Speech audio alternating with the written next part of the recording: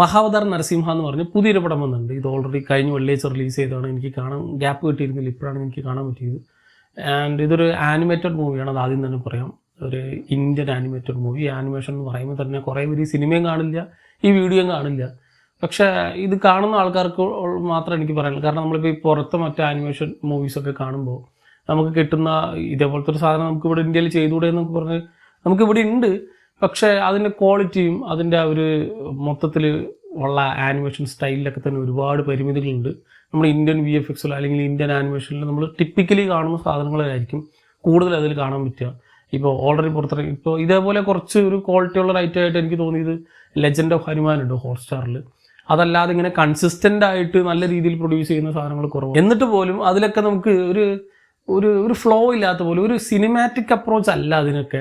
പക്ഷേ ഈ സാധനത്തിൽ ഈ മഹാവതാർ നരസിംഹ എന്ന് പറയുന്ന ഹൊമ്പാലെ പ്രൊഡ്യൂസ് ചെയ്തിട്ടുള്ള ഈ സാധനത്തിൽ നമുക്ക് ആ ഒരു ഇപ്പോൾ ഞാൻ കമ്പയർ ചെയ്ത് പറയാം. ഇപ്പോൾ നമ്മൾ ഈ നെച്ച ഒക്കെ കാണും, നെച്ച 2 ഒക്കെ ഓൾറെഡി പുറത്തിറങ്ങിയിട്ടുണ്ടായിരുന്നു. അതിലൊക്കെ കിട്ടുന്ന ആ ഒരു വൈബ് പല സമയത്ത് ഈ സിനിമയിൽ അവിടെ ഇവിടെ ആയിട്ട് കിട്ടുന്നുണ്ട്. ചില സമയത്ത് എനിക്കിതിൽ ആക്ഷൻ സീക്വൻസുകൾ കാണുമ്പോൾ ഇപ്പോൾ മറ്റു പല വലിയ ജപ്പാനീസ് ആനിമയിലൊക്കെ ചെയ്ത് വെച്ച പോലെയുള്ള ആക്ഷൻ കൊറിയോഗ്രഫി ചെയ്തിട്ടുണ്ട്. ദെൻ ചില ഫ്രെയിംസും ചില സാധനങ്ങളൊക്കെ അടിപൊളിയായിട്ട് ചെയ്തിട്ടുണ്ട്.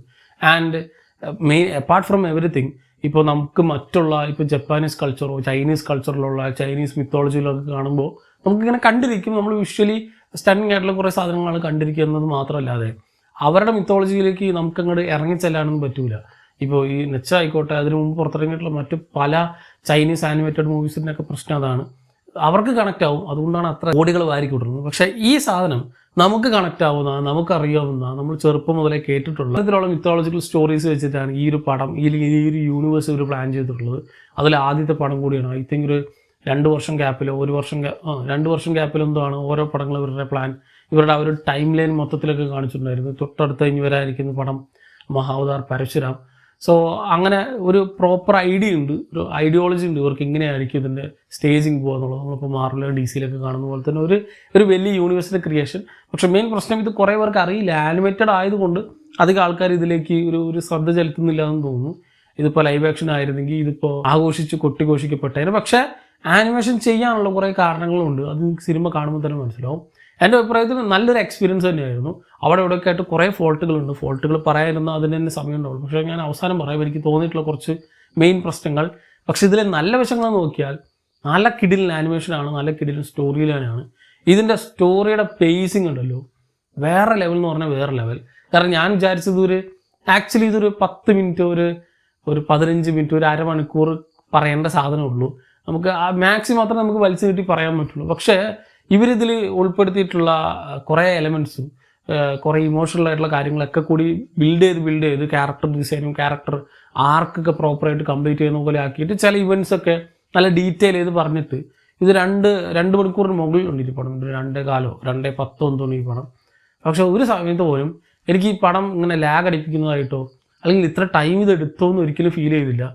കുറച്ച് ഇൻ്റർവെൽ ആകുമ്പോൾ നോക്കുമ്പോഴാണ് എത്ര പെട്ടെന്ന് ഇൻ്റർവെൽ എന്ന് പറഞ്ഞ് നോക്കുമ്പോഴാണ് ഒരു മണിക്കൂറിന് മുകളിൽ ഓൾറെഡി പാസ് ചെയ്തു. അത്ര ഗംഭീരമായിട്ട് ഈ ശരിക്കും പറഞ്ഞാൽ ഈ ഒരു KGF-ൻ്റെ ഒക്കെ സ്പീഡിലാണ് ഈ ഒരു പടം പോകുന്നത്.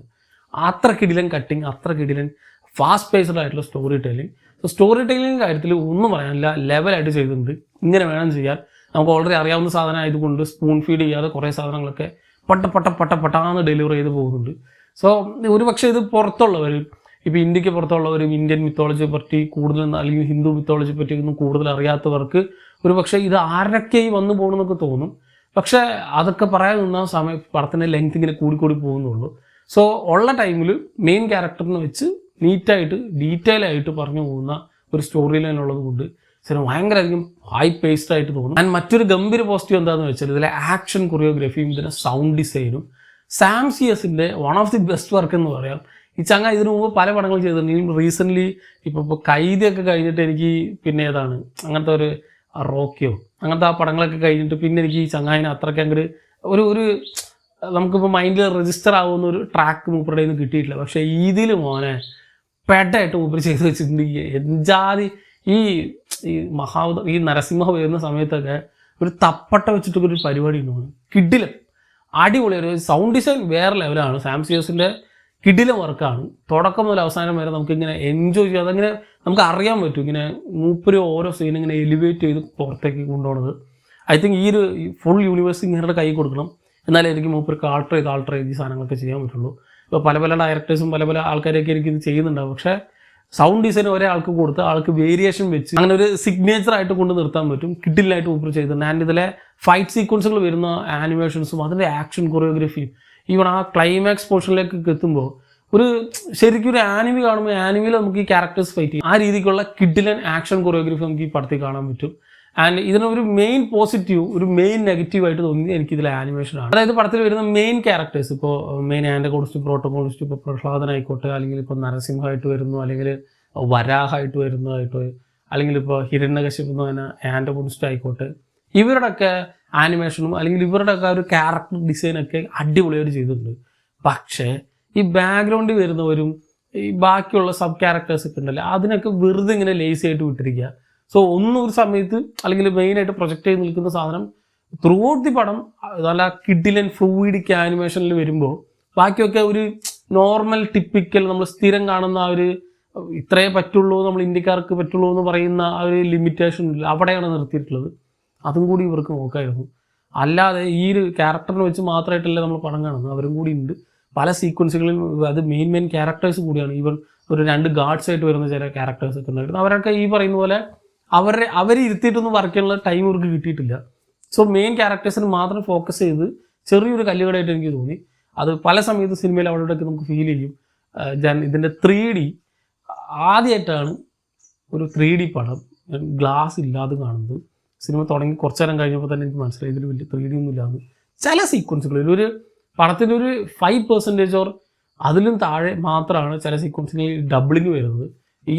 ഈവൺ ടെക്സ്റ്റ് സബ് ടൈറ്റിൽ ഉണ്ടായിരുന്നു ഈ ഒരു പടത്തിനും. സബ് ടൈറ്റിൽ ആവശ്യം ഉണ്ടായിരുന്നില്ല. സബ് ടൈറ്റിൽ പോലും നമുക്ക് ആ ഒരു ഡബിളിങ് തോന്നില്ല. സോ മൊത്തത്തിൽ വേസ്റ്റ് 3D ആയിട്ട് തോന്നിയിട്ടുള്ളൊരു പടമാണ്. ഫുൾ പടം 3D ഗ്ലാസ് അഴിച്ചു വെച്ചിട്ട് നോർമൽ ഐസ് വെച്ചിട്ടാണ് കണ്ടത്. ഒരു വ്യത്യാസവും ഇല്ല, ഒരു കുഴപ്പമില്ല. നല്ല ക്ലാരിറ്റിയും നല്ല രീതിയിലുള്ള കളർ കോൺട്രാസ്റ്റ് ഒക്കെ ഉണ്ടായിരുന്നു. സോ മറ്റത് വെച്ചാൽ കുറച്ചും കൂടി ഡാർക്കണാവും. ഐ തിങ്ക് നിങ്ങൾ കാണുകയാണെങ്കിൽ ബെസ്റ്റ് 3D ഗ്ലാസ് ഇല്ലാതെ കണ്ടുപോകുക. കുറച്ചും കൂടി പടം ഭയങ്കര ബ്രൈറ്ററായിട്ട് തോന്നും. കാരണം ഇതിലൊന്നുമില്ല പ്രത്യേകിച്ച് 3D മെയിൻ ഒരു പ്രശ്നമായിട്ട് തോന്നി. അനാവശ്യമായിട്ട് കുറേ സ്ഥലത്ത് ഇവർ ഈ ഫ്രെയിം മാറ്റിയിട്ട് ഈ മറ്റേ നമ്മുടെ ബറോസിലേക്ക് കണ്ടിട്ടില്ല, അതുപോലെ ഫ്രെയിമിൻ്റെ പുറത്തേക്ക് വരുന്ന സെറ്റപ്പുകളൊക്കെ ചെയ്തിട്ടുണ്ട്. പക്ഷെ 3D വർക്കായിരുന്നെങ്കിൽ കുറച്ചും കൂടി ആ സാധനം നല്ല ഇമ്പാക്റ്റോടെ വന്നിരുന്നു തോന്നുന്നു. ആൻഡ് ഈ ഒരു ആനിമേഷൻ്റെ കാര്യത്തിലും ഈ ഒരു 3Dയുടെ കാര്യത്തിലാണ് എനിക്ക് മെയിൻ ആയിട്ടുള്ള ഫോൾട്ട് തോന്നിയിട്ടുള്ളത്. അടുത്ത പടങ്ങളൊക്കെ ചെയ്യുന്ന സമയത്ത് ചിലപ്പോൾ അവർക്ക് ടൈം കിട്ടിയിട്ടുണ്ടാവില്ല, ബഡ്ജറ്റ് കുറവായിരിക്കും, ഒക്കെ ശരിയാണ്. പക്ഷേ ഒന്നില്ലെങ്കിൽ എല്ലാം ഒരേപോലെ ആക്കണം. ഇപ്പോൾ ബാക്കിൽ നിൽക്കുന്ന ക്യാരക്ടേഴ്സിനെ പോലെ തന്നെ ആ രീതിയിലുള്ള ആനിമേഷൻ ആക്കണം. ഇത് തൊട്ട് ബാക്കിൽ നിൽക്കുന്ന ബാക്ക്ഗ്രൗണ്ടിൽ നിൽക്കുന്ന ക്യാരക്ടർ വേറെ ആരോ വരച്ച പോലെയും ഇത് വേറെ ആരോ വരച്ച പോലെ ഉണ്ടെങ്കിൽ എങ്ങനെ ഉണ്ടാവും, അതേപോലെയാണ് നമുക്ക് രണ്ടും ഡിസ്റ്റിൻ്റ് ആയിട്ട് ഫീൽ ചെയ്യുക. അത് സിനിമയുടെ ത്രൂ ഔട്ട് സിനിമയിൽ അങ്ങനെ വരുന്ന സമയത്ത് കുറച്ച് കല്ലിടായിട്ട് തോന്നി. ആൻഡ് ഒരു യൂണിവേഴ്സ് ബിൽഡ് ചെയ്യുന്ന സമയത്ത് ഇപ്പോൾ ഇതിനൊരു എൻ ക്രെഡിറ്റ് പോലെ ഇപ്പോൾ മഹാവതാർ പരശുരാമ ആണ് അടുത്ത പടം വരാൻ പോകുന്നതെന്ന് പറയുന്നുണ്ട്. പക്ഷെ അതിനെപ്പറ്റിയുള്ള നമുക്കൊരു ഹൈ തരുന്ന സാധനമൊന്നും തന്നിട്ടല്ല പടത്തിൽ വിടുന്നത്. ജസ്റ്റ് ഒരു ടൈറ്റിൽ അനൗൺസ്മെന്റ് പോലെ മാത്രം നിർത്തിയിട്ട് ഒരു പക്ഷേ അതിനൊന്നും ടൈം കിട്ടിയിട്ടുണ്ടാവില്ല. ഇൻ കേസ് ഇനി ഒരു ഫ്രാഞ്ചൈസി ഇങ്ങനെ ബിൽഡ് ചെയ്ത് കൊണ്ടുപോവുകയാണെങ്കിൽ അതൊക്കെ ശരിക്കും ശ്രദ്ധിക്കേണ്ട കാര്യമാണ്. അടുത്ത പടങ്ങളിങ്ങനെ നമ്മൾ ക്യൂരിയസ് ആയിട്ട് കണ്ടിരിക്കണം. ആൻഡ് ഇതിലെ ഈ പറയുന്ന നരസിംഹയുടെയൊക്കെ തന്നെ അല്ലെങ്കിൽ ഇപ്പോൾ വരാഹം അങ്ങനത്തെ ഒരു അവതാരങ്ങളുടെയൊക്കെ തന്നെ ഈ ഡിസൈനും അതിൻ്റെ ആ ഒരു സ്റ്റൈലൊക്കെ വേറെ ലെവലായിട്ട് ചെയ്തിട്ടുണ്ട്. ഞാൻ ഈ പറഞ്ഞ പോലെ ബാക്ക്ഗ്രൗണ്ടിൽ നിൽക്കുന്നവരെ വിട്ടു, പക്ഷേ മെയിനായിട്ട് വരുന്ന സാധനങ്ങളൊക്കെ ലെവലായിട്ടുള്ള ഗ്രാഫിക്സും ലെവലായിട്ടുള്ള ആനിമേഷനുമാണ്. സോ മൊത്തത്തിൽ എന്നെ സംബന്ധിച്ച് ഒരു നല്ലൊരു വാച്ച് തന്നെയാണ്. ഒരു ആനിമേറ്റഡ് മൂവീസ് ഇഷ്ടപ്പെടുന്നവരാണെങ്കിലും ഇന്ത്യൻ മിത്തോളജി ഇഷ്ടപ്പെടുന്നവരാണെങ്കിലും എനിക്ക് ഇതിൻ്റെ ബേസ് ആയിട്ടുള്ള കുറേ ബുക്കുകളൊക്കെ വായിച്ചിട്ടുണ്ട്. സോ അതുകൊണ്ട് ഇതൊക്കെ ഇങ്ങനെ ലൈവായിട്ട് നമുക്ക് കാണാൻ പറ്റുക, അല്ലെങ്കിൽ അവരുടെ ആക്ഷൻ സീക്വൻസുകളും അല്ലെങ്കിൽ അവരുടെ ആ ഒരു ഡയലോഗ് ഡെലിവറിയും ഇത് ഞാൻ തമിഴിലാണ് കൂടി കണ്ടത്, മലയാളത്തിലല്ല. തമിഴ് ഡബ്ബ് അടിപൊളിയാണ്. ഇതിൻ്റെ ഐ തിങ്ക് മലയാളം ഡബ്ബ് നല്ലതായിരിക്കും. ഈ രീതിക്കാണ് ഇവർ ചെയ്തിരുന്നെങ്കിൽ. മോഹൻലാൽ നല്ലൊരു വിഷം വെച്ചിട്ടാണ് ചെയ്തിട്ടുള്ളത്. അത് പ്രോപ്പറായിട്ട് വർക്കൗട്ട് ആയിട്ടുണ്ട്. പക്ഷേ അവിടെ ഇവിടെയൊക്കെ ചെറിയ കുറച്ച് നെഗ്ലക്റ്റ് ചെയ്യാൻ പറ്റുന്ന അല്ലെങ്കിൽ മൈന്യൂട്ട് ആയിട്ടുള്ള കുറേ കാര്യങ്ങളാണ് ഒരുപക്ഷെ ഇനി അടുത്ത പടത്തിൽ ഇവർക്ക് ചെയ്യാൻ പറ്റുന്ന ശരിയാക്കാൻ പറ്റുന്ന തെറ്റുകൾ മാത്രമേ ഇതിലുള്ളൂ. അങ്ങനെ ആക്കി വരികയാണെങ്കിൽ ഒരു നല്ലൊരു ആനിമേറ്റഡ് യൂണിവേഴ്സ് ആയിട്ട് എനിക്കിപ്പോൾ one of the best Indian animation എന്ന് ഒരിക്കലും പറയാൻ പറ്റില്ല. ഇതിപ്പോൾ നമുക്ക് ബാക്കിയുള്ളവരുടെ മുമ്പിൽ പ്രസൻറ്റ് ചെയ്യാൻ പറ്റുന്നത് കാണാം. ഇപ്പോൾ ചൈനീസ് നെച്ച നമ്മുടെ ഇവിടെ ഇന്ത്യയിൽ വന്നിട്ടുണ്ടായിരുന്നു.